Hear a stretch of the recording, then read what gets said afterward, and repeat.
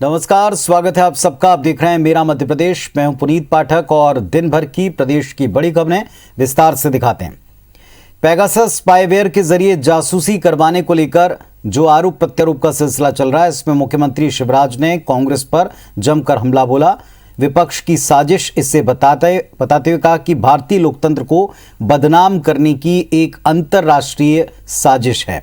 शिवराज का यह आरोप है कि यूपीए सरकार के समय 9000 फोन कॉल टैप किए गए। इतिहास गवाह है कि कांग्रेस जासूसों से भरी पार्टी है। उन्होंने कहा कि कांग्रेस और विदेशी ताकतें प्रधानमंत्री की लोकप्रियता पचा नहीं पा रही। शिवराज ने राहुल गांधी और दिग्विजय सिंह को भी जमकर आड़े हाथ लिया।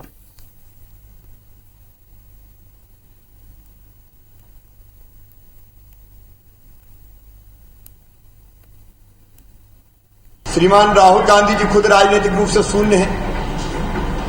अब आलू से सोना बनाने वाले व्यक्ति का फोन टैप करवा के हम क्या करेंगे? मध्य प्रदेश में भी कमलनाथ जी को निपटाने का काम कौन ने किया? श्रीमान दिग्विजय सिंह जी ने। मुख्यमंत्री शिवराज सिंह चौहान ने सभी मंत्रियों को यह सख्त निर्देश दिया है कि वह अपने विभाग की सोमवार को हर हाल में समीक्षा करें। सीएम शिवराज ने कहा कि इससे विकास की गतिविधियों और जन कल्याणकारी योजनाओं के प्रभावी क्रियान्वयन में मदद मिलेगी।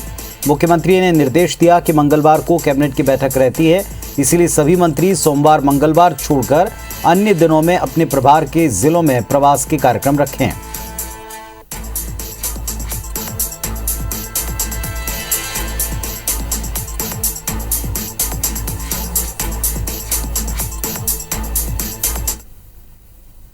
वहीं भोपाल में शिवराज कैबिनेट की अहम बैठक में कई सारे बड़े प्रस्तावों को पास किया गया। शिवराज कैबिनेट ने पहली बार प्रदेश के 4 बड़े बांधों से रेत और सिल्ट गाद निकालने का ठेका देने के प्रस्ताव को पास किया है। पहले चरण में रानी अवंतीबाई सागर बरगी, तबा इंदिरा सागर और बाण सागर बांध का ठेका दिया जाएगा। इन चारों जलाशयों से जो गाद निकाली जाएगी उसमें 15 से लेकर 40% तक रेत मिल सकती है। बैठक में नियम के खिलाफ स्थापित मोबाइल टावर को नियमित करने के लिए समझौता शुल्क तय कर दिया गया। भोपाल, इंदौर, जबलपुर, ग्वालियर में 50,000 रुपये शुल्क लिया जाएगा, जबकि ग्रामीण क्षेत्रों में 20,000 रुपये की राशि प्रस्तावित है। कैबिनेट ने प्रदेश के थानों में सीसीटीवी कैमरे लगाने के प्रस्ताव को मंजूरी दे दी।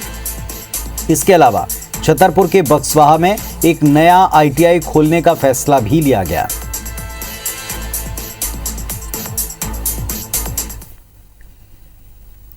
मध्य प्रदेश में कांग्रेस के अनुसूचित जाति विभाग ने दलित वोटर्स को साधने की कवायद शुरू कर दी है।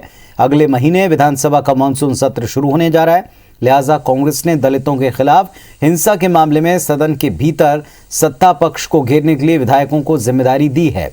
वहीं सड़क पर भाजपा सरकार की घेराबंदी के लिए पार्टी के दलित विभाग को न्याय यात्रा निकालकर माहौल बनाने का जिम्मा मिला है। कांग्रेस की इस कवायद पर अनुसूचित विभाग के अध्यक्ष सुरेंद्र चौधरी से बातचीत की हमारे सहयोगी नवीन ने। मध्य प्रदेश में अगले महीने से विधानसभा का मानसून सत्र शुरू होने जा रहा है। उसके पहले मध्य प्रदेश में कांग्रेस दलित वर्ग को लेकर मध्य प्रदेश सरकार की जमकर खिलाफत करने की तैयारी में है। कार्यकारी अध्यक्ष हैं पार्टी के सुरेंद्र चौधरी और SC विभाग के अध्यक्ष भी हैं। अभी कमलनाथ जी से मुलाकात करके निकले हैं। रणनीति बनी है कि दमदारी से सत्ता पक्ष को घेरना है। क्या एजेंडा होगा सर? एजेंडा स्पष्ट है। राज्य में भारतीय जनता पार्टी की शिवराज सिंह सरकार में ना तो कानून के रखवाले सुरक्षित हैं, न्यायाधीश सुरक्षित नहीं है, आम आवाम सुरक्षित नहीं है, महिलाएं सुरक्षित नहीं है, किशोरियां सुरक्षित नहीं है। इस असुरक्षित भाव में देश के प्रधानमंत्री भले ही कहते हैं सबके साथ सबका विकास, लेकिन सबका विकास कहाँ है?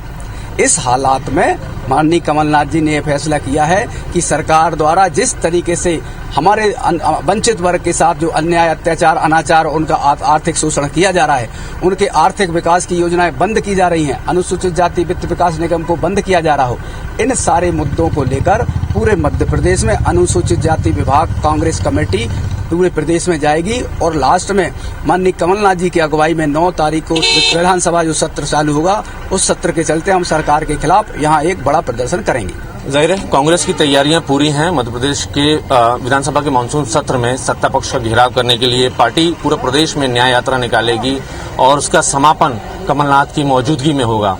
कैमरामैन विपिन के साथ नवीन सिंह, IBC 24 भोपाल। मध्य प्रदेश के पूर्व मुख्यमंत्री कमलनाथ एक बार फिर बीजेपी सरकार पर बरसे। कमलनाथ ने 2 अलग अलग ट्वीट के जरिए मध्य प्रदेश की शिवराज सरकार पर लोगों को छलने का आरोप लगाया। कमलनाथ ने पहले ट्वीट में लिखा कि मध्य प्रदेश सरकार ने एक दिन में दुनिया के सबसे बड़े टीकाकरण अभियान के जरिए खुद की पीठ थपथपाई थी, लेकिन पहले दिन के बाद से अब वैक्सीन की कमी के चलते सेंटर्स पर लंबी कतारें लग रही। लिहाजा सरकार क्या ऐसी ही तीसरी लहर को रोकने की तैयारी में है? दूसरे ट्वीट में कमलनाथ ने बीजेपी सरकार के इन्वेस्टर मीट पर निशाना साधा। कमलनाथ ने लिखा कि प्रदेश में हर चुनाव के पहले शिवराज सरकार ने प्रदेश की जनता को गुमराह करने के लिए इन्वेस्टर समिट के खूब आयोजन किए। उस समय निवेश से लेकर रोजगार के बड़े बड़े दावे भी थे। अब सरकार के दावों की हकीकत जनता के सामने आ रही है।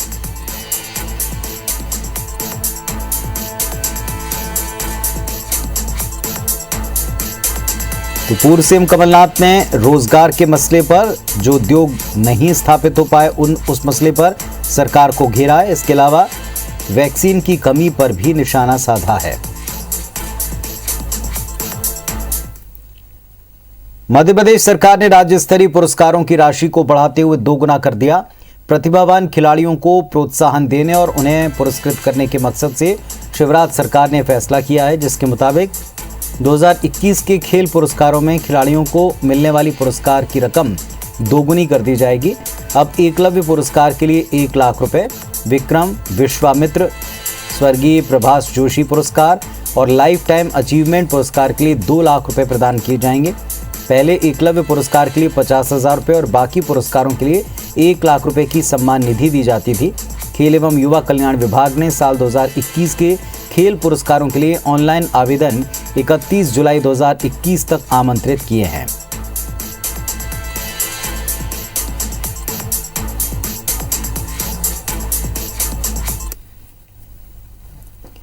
मध्य प्रदेश में पीडीएस के तहत मिलने वाले अनाज को प्रधानमंत्री नरेंद्र मोदी और मुख्यमंत्री शिवराज सिंह चौहान की तस्वीर लगे थैले में दिया जाएगा। प्रदेश में 7 अगस्त को अन्न महोत्सव का आगाज होगा, जिसमें प्रत्येक पीडीएस की दुकान पर मंत्री, सांसद, विधायक और जनप्रतिनिधि अन्न का वितरण करेंगे। केंद्र सरकार नवंबर महीने तक प्रदेश के सभी सार्वजनिक वितरण प्रणाली के हितग्राहियों को निःशुल्क राशन दे रही। इसके साथ ही प्रदेश सरकार 1 रुपये किलो में राशन देगी। हितग्राही परिवार के हर सदस्य को 5 किलो निःशुल्क राशन और 5 किलो राशन 1 रुपये किलो के दर पर मिलेगा। इसके अलावा 1 किलो नमक और 1 किलो उचित मूल्य शक्कर भी दी जाती है। अब ये राशन हितग्राहियों को 10 किलो के थैले में दिया जाएगा। योजना से प्रदेश के 4 करोड़ 81 लाख लोगों को लाभ मिलेगा।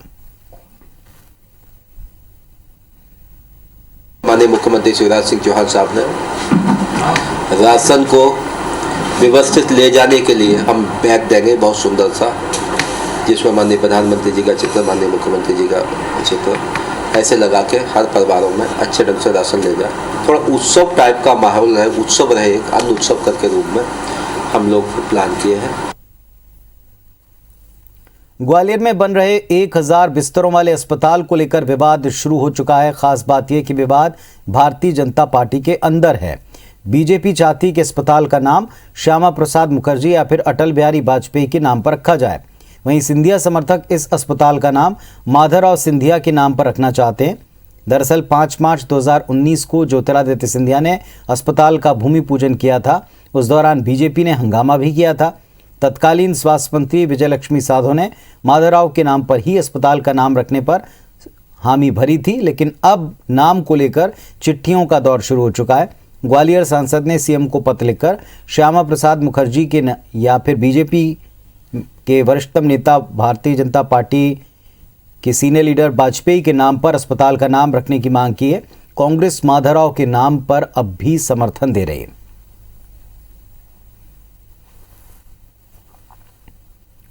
जो सुपर स्पेशलिटी हॉस्पिटल है उसका नाम उन्होंने आग्रह किया कि अटल बिहारी वाजपेयी के नाम से किया जाए।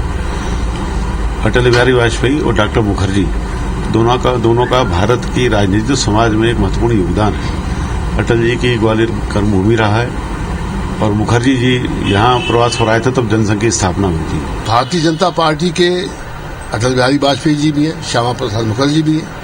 अब उन्हीं की पार्टी के अंदर जब 2 नाम कहे जा रहे हैं तो ये बताता है कि भारतीय जनता पार्टी के अंदर कितना द्वेष है आपस में। मध्य प्रदेश के ऊर्जा मंत्री और गुना जिले के प्रभारी मंत्री प्रद्युमन सिंह तोमर ने आज गुना जिला अस्पताल के कोविड वार्ड के आईसीयू का दौरा किया। बंद पड़े फ्रिज को देखकर वो भड़क गए। उन्होंने धमकी भरे अंदाज में civil surgeon doctor Harshvardhan Jain से कहा कि मैं 21 बार जेल गया हूं, इसके लिए किसी तरह की लापरवाही बर्दाश्त नहीं करूंगा। अस्पताल में दूसरी अव्यवस्थाओं पर भी मंत्री ने नाराजगी जताई। मंत्री ने अस्पताल के आसपास गंदगी देखकर फौरन सफाई करवाने की हिदायत दी। मंत्री ने पूरे अस्पताल का निरीक्षण किया, लोगों से समस्याएं सुनी, साथ ही मरीज और अटेंडर्स का हाल जाना। अधिकारियों को व्यवस्था सुधारने के निर्देश दिए।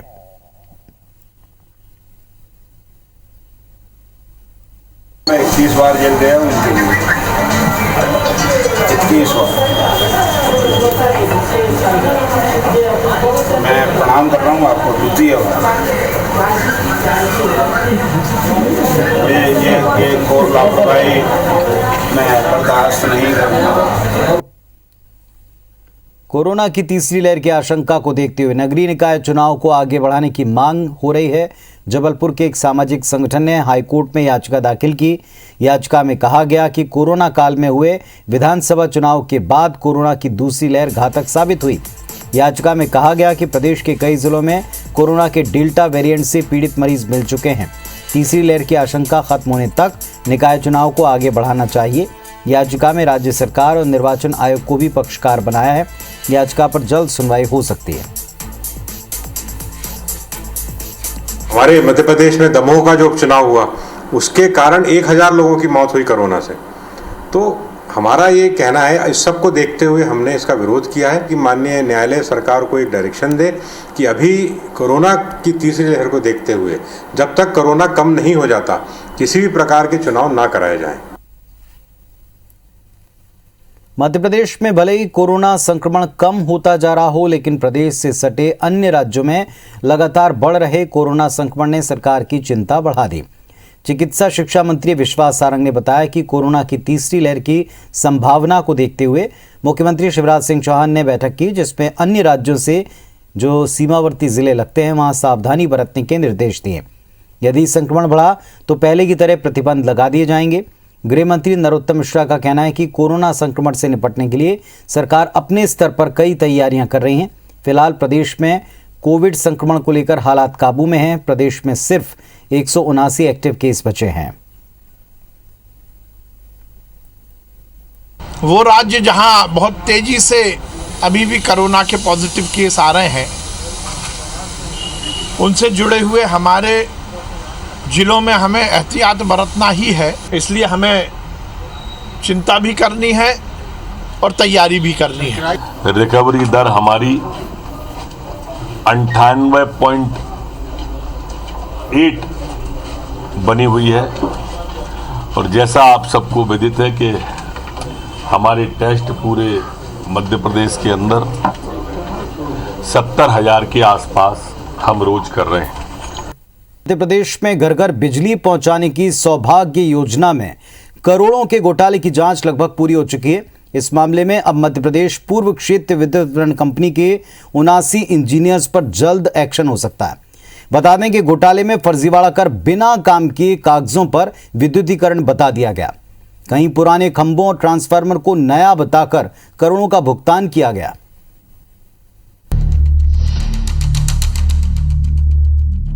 घर घर बिजली पहुंचाने की केंद्र की सौभाग्य योजना को मध्य प्रदेश में अधिकारियों ने पलीता लगा दिया है। जब बिजली मिले बिना ही लोगों को बिल आने लगे तो पूर्व की कमलनाथ सरकार ने इसकी जांच कराई थी। खुलासा हुआ कि साल 2017 से 2018 के बीच 6 जिले मंडला, डिंडौरी, सीधी, सिंगरौली, सिवनी और बालाघाट में योजना के तहत जमकर फर्जीवाड़ा हुआ। कैसे हुआ आइए आपको बताते हैं। 6 जिलों में करीब 30 करोड़ रुपए का घपला हुआ है। ठेकेदारों ने ना खंबे लगाए ना लाइन बिछाई, कागजों पर ही दिखा दिया विद्युतीकरण, बिना बिजली के सप्लाई दिखाकर जारी किए बिल, बिजली के पुराने खंभों की पुताई कर नया बता दिया, पुराने ट्रांसफार्मर्स को भी बताया नया, 5 से 10 किलोमीटर लाइन बिछाई, 50-60 किलोमीटर की बताई। अधिकारियों ने नहीं किया मौके का मुआयना, बिना पड़ताल ठेकेदारों को करोड़ों का भुगतान।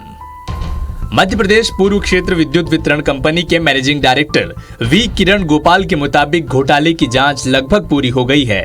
जल्द ही दोषी अधिकारियों और ठेकेदारों पर कार्रवाई की जाएगी।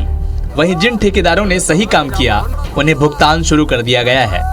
हमारी जांच लगभग पूरी होने की स्थिति में है। जो जिले में हमारे कंप्लेंट्स हुए हैं, क्योंकि ये विस्तृत और व्यापक तौर पे हमें जांच करना था। फील्ड में जाके हज़ारों की संख्या में हमें कनेक्शन चेक करने थे और इंफ्रास्ट्रक्चर वर्क का भी चेकिंग करना था। तो ये हम चेक कर लिए हैं and we are almost towards the end. हमारा जो फाइनल इंक्वायरी है वो कंप्लीट होके हम जो दोषी अधिकारी हैं उन पर डेफिनेटली कार्रवाई करेंगे। सौभाग्य योजना के घोटाले की जांच में मंडला के 15 करोड़ रुपए के घोटाले में 18 अधिकारी, डिंडौरी में 9 करोड़ रुपए के घोटाले में 9 अधिकारी, सीधी में 2 करोड़ रुपए के घोटाले में 18 अधिकारी और सिंगरौली में 5 करोड़ रुपए के घोटाले में 3 अधिकारी दोषी पाए गए हैं। अब देखना यह है कि इन पर क्या कार्रवाई होती है। विजेंद्र पांडे, IBC 24, जबलपुर। वहीं मध्य प्रदेश के 2 बड़े शहर भोपाल, इंदौर में लोकायुक्त ने बड़ी कार्रवाई को अंजाम दिया। भोपाल में नेशनल रूरल हेल्थ मिशन के अधिकारी ऋषभ कुमार जैन को 3 लाख की रिश्वत लेते रंगे हाथों पकड़ा। आरोपी ने 40 लाख रुपए का बिल पास कराने के एवज में 10 लाख रुपए की मांग की थी। आरोपी के घर भी लोकायुक्त ने छापामार कार्रवाई की। सोने की ईंट, सिक्के, जेवरात बरामद किए। इंदौर लोकायुक्त की छापेमारी में धार नगर पालिका का सहायक यंत्री DK जैन करोड़पति निकला है। कई जमीनों की रजिस्ट्री और कागजात मिले। इसके अलावा सोना चांदी मिलाकर 10 करोड़ रुपए से अधिक की संपत्ति का खुलासा अब तक हुआ है। DK जैन का अगले साल रिटायरमेंट है। 40 साल की नौकरी में 70 लाख रुपए वेतन बना है और ऐसे में आय से अधिक संपत्ति रखने का केस इन पर दर्ज किया गया है।